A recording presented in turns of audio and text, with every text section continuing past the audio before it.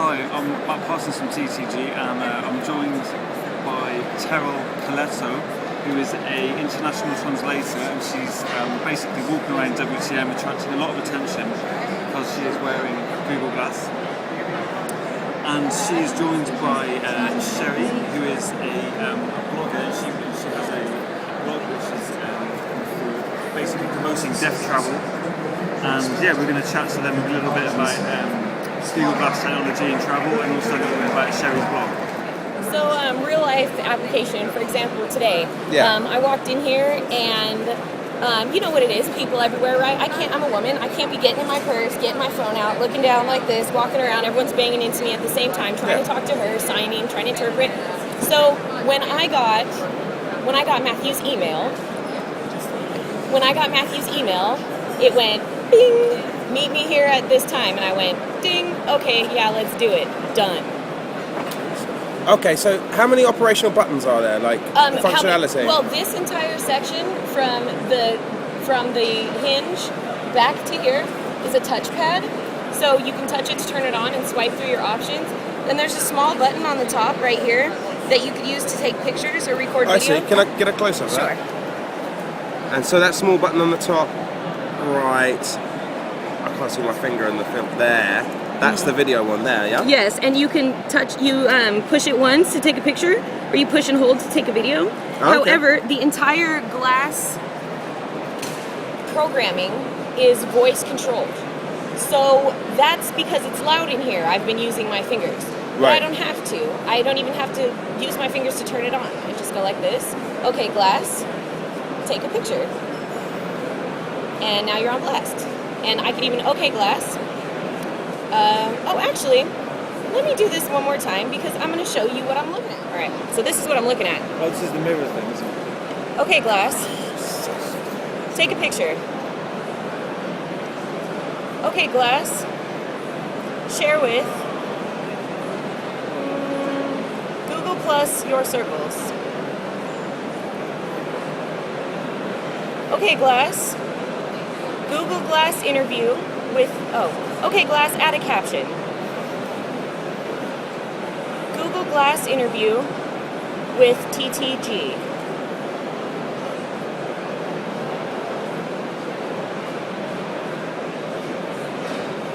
It's a prototype, takes a second.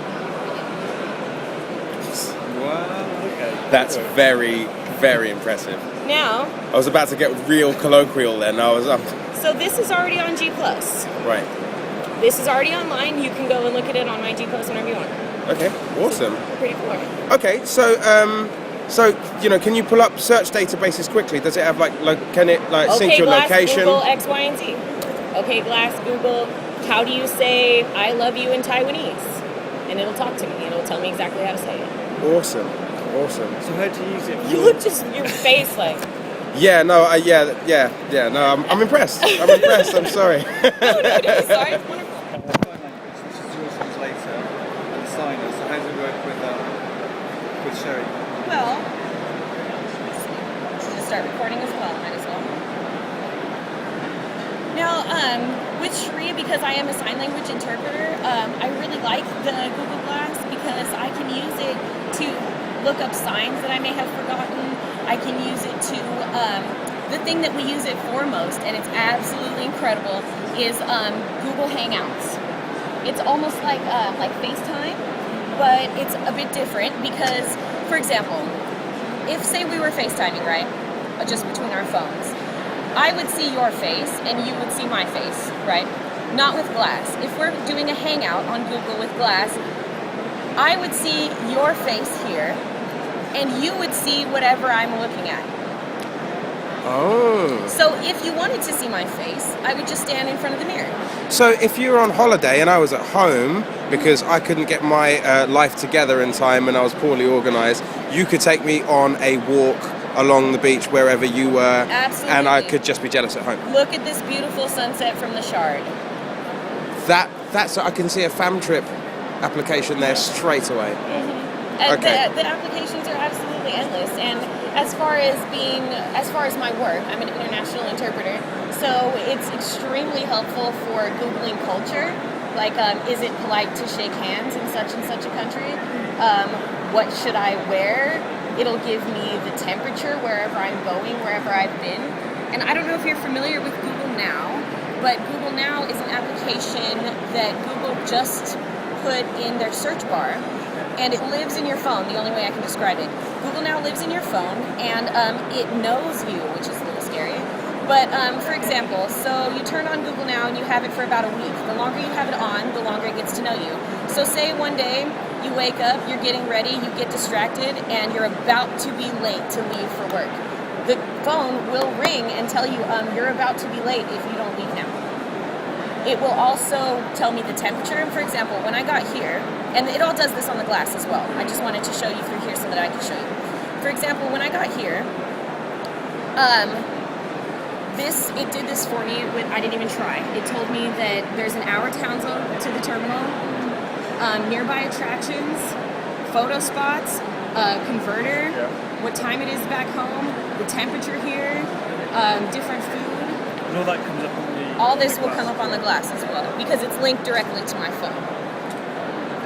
So, how many languages do you speak? I speak 5 languages. I speak English, French, Spanish, Sign Language, and German. And you're learning. You said you're going to learn some other ones. I'm hoping to get into Mandarin and maybe some Farsi or Arabic. I can't choose if I want Farsi or Arabic because I haven't figured out which one is more widely used.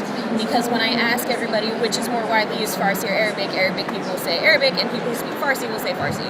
Right. So I have no idea. And do you work with any travel companies at the moment? Actually, I don't work with any travel companies at the moment. I've been doing a lot of freelance work. I do a lot of freelance here with Cherie. I travel with her mostly, and together, her and I have been to over 30 different countries. We've seen pretty much the entire world together, and it's actually very convenient because not only do I speak English and sign, but I can translate. So I'll be speaking French to you and signing to her. So I have to change it from French to English in my head and then to sign for her, and I have to do it all at the same time. So that would be really hard if I had to have a cell phone in my hand, but it's great if I had glass on because then, see? That's why it's useful. Right. Yes, hands free.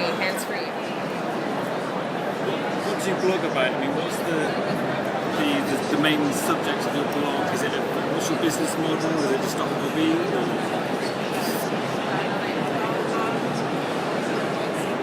I blog like my experiences as a deaf travel person. What happened is a lot of deaf people, applicants, traveling because they're afraid that people are not friendly or deaf people. Because like airlines or hotels don't have a lot of accommodations for them. So they're trying to tell them how to work around that. And my audience is deaf and hearing people because I'm trying to raise awareness for like the hearing population, for hotels and like airlines. Bridge the gap. The bridge gap, yeah, exactly. Yeah. So I'm trying to raise awareness and how like deaf people like it's okay to travel. Just kind of have a little bit of a language barrier. The sign language is very like it's easy to understand because sign language is very visual. So you'll be able to communicate with people of like any country that you go to. Yeah. And when I was in China, I met a deaf girl, completely deaf. Not speak English, she didn't speak at all. And I was able to communicate with her using sign language, even though she spoke Mandarin sign language, and I have American Sign Language. Because they're different. Mandarin sign and American sign are different, but it's still visual enough that we can communicate with her. Yeah. Because we couldn't communicate with her writing either, because she writes characters. Sure. And we can't read characters. Yeah. So I was able to find out where she was from, how many like brothers and sisters she had, and where she came from, where she worked, just by using our sign language and kind of working together and figuring out. And it's really amazing, like to be able to communicate with somebody who spoke only Mandarin. Right. Yeah. So what are you doing at WTM? What's your main goal?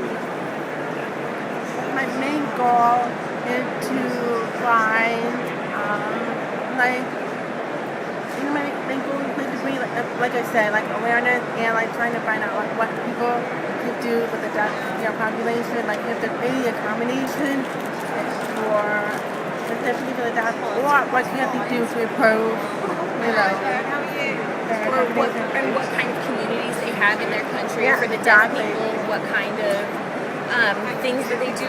When we were in Vietnam, we went to a deaf school. Deaf school.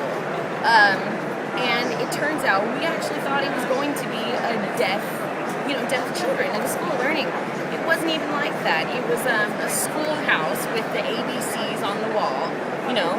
But the kids, they would go out and play, but it was more like work, because I saw like a bunch of, kid stuff, stationery, scissors, glue, things like that, and I thought it was a school. Later, I went to a small shop and I bought a greeting card, and I looked at the back and it said made by the children of the school we just visited. Oh, stop.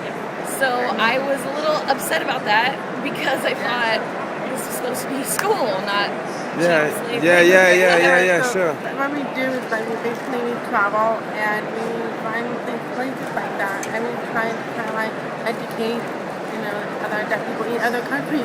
Like in India, we went to India, and the children in India only had hand me down, so the hearing wouldn't even fit them.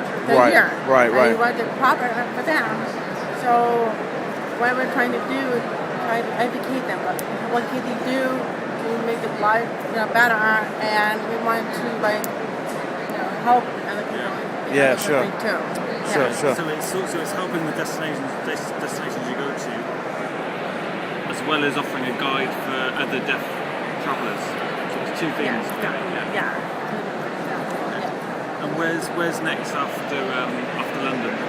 After London, probably Italy and Iceland and what would I think? Finland. Oh yeah, Finland. Yeah, that's it. Yeah. Finland. And I am really excited, but it's kind of cold, all those places. That's all I have to say. I hope that we can see some of this interview, wherever you post it. I would really like to know where you guys are going to be at. And you can always follow me on G+. My name is Terrell Corletto, and TERRILL, just in case you didn't know. Awesome. What's the blog address? Oh, yes, Cherie's blog is the Travel Bee, Flight of the Deaf Travel Bee. So we'll give you a card. Awesome. Thank you very much indeed, girls. Thanks for your time. All right, thanks, guys. Cheers.